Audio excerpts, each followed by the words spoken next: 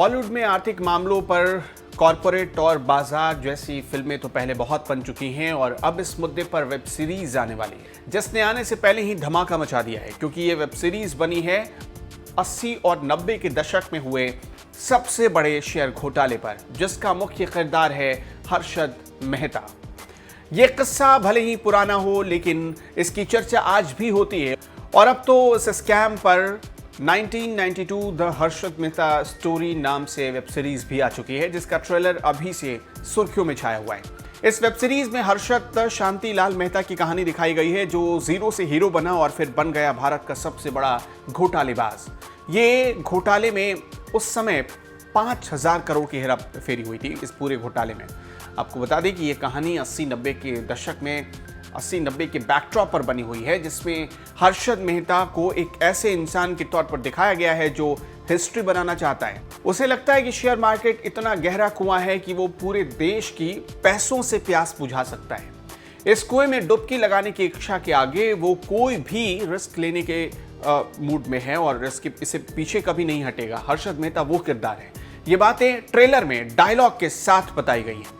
आपको बता दें कि देवाशीष बसु और सुचेता दलाल की किताब द स्कैम पर बेस्ड इस वेब सीरीज में हर्षद मेहता का किरदार प्रतीक गांधी ने निभाया है, जिनके डायलॉग अभी से छा गए, जैसे मैं हिस्ट्री बनाना चाहता हूं और हिस्ट्री ऐसे ही नहीं बनती। शेयर मार्केट इतना गहरा कुआं है कि पूरे देश की पैसों से प्यास बुझा सकता है।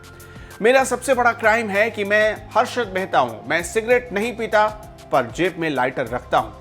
रिस्क है तो इश्क है। यह हर्षद मेहता का डायलॉग मैं पढ़कर आपको बता रहा था।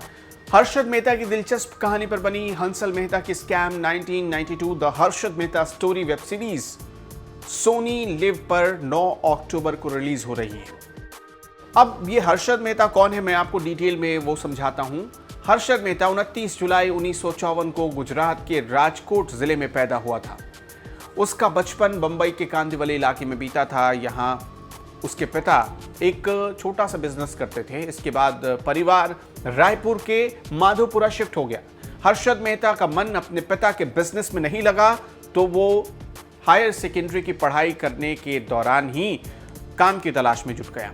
यहाँ बीकॉम की पढ़ाई के बाद कई नौकरियां उसने ट्राई की, लेकिन उसका मन ज़्यादा पैसा कमाने में था, इसलिए उसकी दिलचस्पी शेयर मार्केट की तरफ बढ़ने लगी और देखते ही देखते वो बॉम्बे स्टॉक एक्सचेंज का एक बच्चन बन गया। 90 के दशक में इस नाम की गूंज घर घर सुनाई देती थी। स्टॉक एक्सचेंज घोटाले ने पूरे देश को हिलाकर रख दिया था। उस दौर में लगभग आर्थिक घोटाले की हर खबर हर्षद मेहता पर जाकर खत्म होती थी।